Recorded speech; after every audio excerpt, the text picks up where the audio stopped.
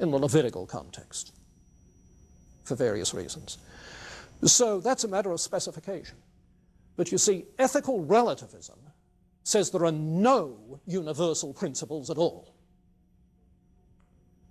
The definition of ethical relativism, which you get in a selection from Ruth Benedict that's in the introductory text that I use, defines ethical relativism as the view that all environmental conditions. Well, that's not a definition of ethical relativism which any ethicist will accept. You see, because we recognize that there are situational differences, depending on economic conditions and climate and so on and so forth in terms of some beliefs and practices. Nobody's going to claim that all the detailed beliefs and practices are universally the same. Biblically, the classic example of that is that business of eating food offered to idols. You see, that's a cultural concern depending on the context and so on and so on. So the relativist is going to say that all of these is relative.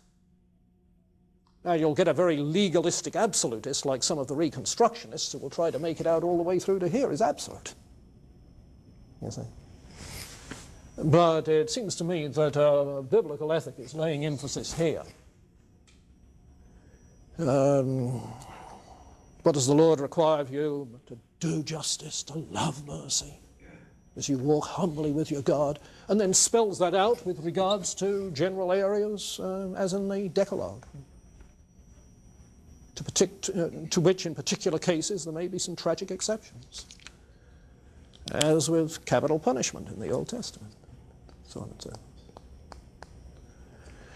So I think if you ask the moral sense philosophers what is absolute, and if they can sustain simply the overall principle of benevolence and a limited egoism, then in that regard they have broken with relativism. Hume also. Yes, Hume also. Mm-hmm. Yeah, Hume also. May not have done it in the way you would like him to, but he's done it. Yeah. No, I think it's an oversimplification of a Christian ethic to say in a Christian ethic that everything is absolute. That's just not true. Just not the case.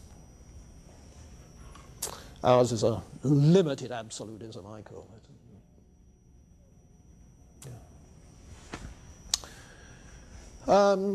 All right, anything else on this moral sense philosophy?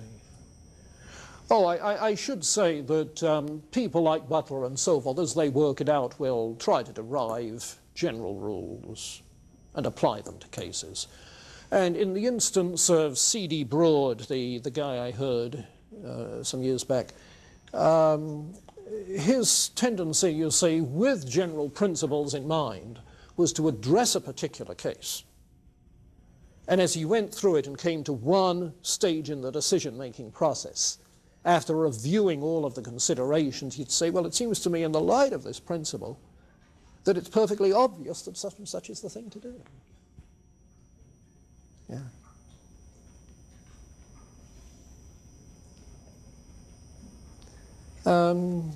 Now let me say just one thing more about this moral sense intuition approach. It strikes me that there are two different kinds of ethical intuitionism or moral sense philosophy, cutting the cake in yet a different way.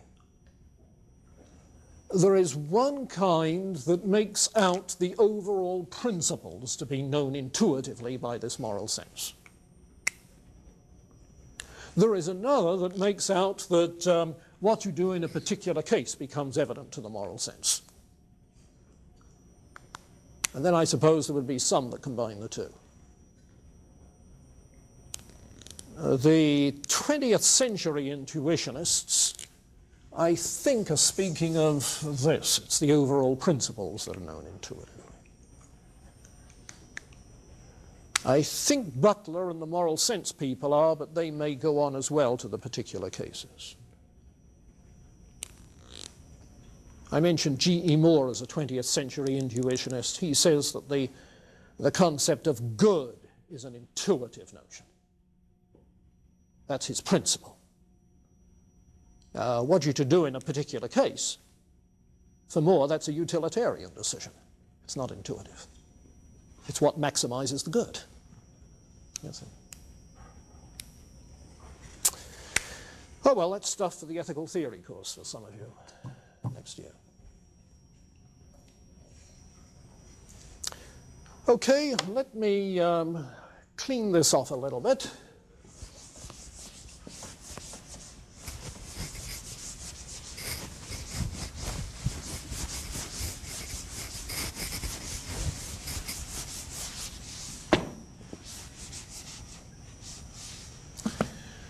Now, turn our attention to David Hume's epistemology and the response of Scottish realism. One of the questions which may have been lurking in the back of your mind, or perhaps filling up the front of your mind last week, how to avoid David Hume's skepticism.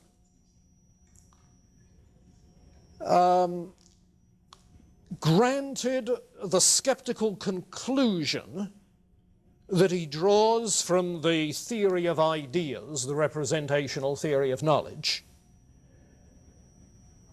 is skepticism the inevitable result, logically? And is Hume's psychology of belief the only way to avoid that being the ultimate conclusion? Is his psychology of belief the only way out? Well, let me mention 5 attempts that develop in post-Hume thinking to handle this epistemological issue. Now, one of them undoubtedly is Hume's. That is to say, a psychology of belief that has a pragmatic basis for belief. That is to say, there are certain things it just plain works to believe. It works psychologically to believe. In fact, insofar as the passions take their usual course, it would be the most natural thing in the world to believe. And so, following this psychology of belief, what emerges then is a kind of pragmatism, a kind of psychology of belief that leads to pragmatism, or that is parallel to pragmatism. Now, various people I have in mind here. The most obvious case is William James, the American pragmatist. Some of you may have run into his essay called The Will to Believe. If you haven't, you probably will sometime. In which he simply argues that if on a given issue there is no clear weight of evidence or argument on one side or the other, you turn to passional grounds for belief, passional in the Hume sense. That is to say, to non-cognitive grounds. And so belief then becomes simply an outcome of one's own psychological makeup. It's not at all clear whether for James he intends that to be a universal or a relative psychological makeup, and it seems that in some essays he says one, in some essays he says the other, but at least belief is a function of psychological makeup, the pragmatic route. An earlier kind of psychology of belief than William James and is less pragmatic is John Henry Newman in the 19th century at Oxford, who wrote a book called A Grammar in aid of assent. A grammar in aid of assent. I think the paperback that's still in print goes under the title A Grammar of Assent. Simply that. Well, what he does really is to make a distinction between two kinds of certainty that he calls certainty and certitude. Certity and certitude. Where certainty has to do with logical certainty, demonstrative certainty, and certitude has to do with psychological. And as you might expect, he argues for the certitude rather than the certainty on most matters. Okay, that's one route, a somewhat pragmatic psychology of belief. The view that there are some beliefs which psychologically are unavoidable. Psychologically, they're unavoidable. Logically, they may be avoidable, but psychologically, they're not. Now, you'll find that something of that note runs through a lot of later realists in addition to the Scottish realists. You'll find them saying, for instance, that if somebody doesn't believe in the reality of the external world, material things, you offer them a glass of arsenic and see what they do. Things of that sort. Obviously, their disbelief is not a disbelief they live with. G.E. Moore says one time of a Scottish idealist who had said that time is unreal, that apparently when he says that he had breakfast before he lectured, he didn't mean it at all before. You see. He didn't mean that at all. Well, what did he mean? And obviously the very pragmatics of language and action are such that there are certain affirmations we make in the process. And it's paradoxical if people deny when they speak what in action they affirm. You see. So the pragmatic is involved with the practical dimensions, the unavoidabilities in practice. A second obvious alternative is to reject the representational theory.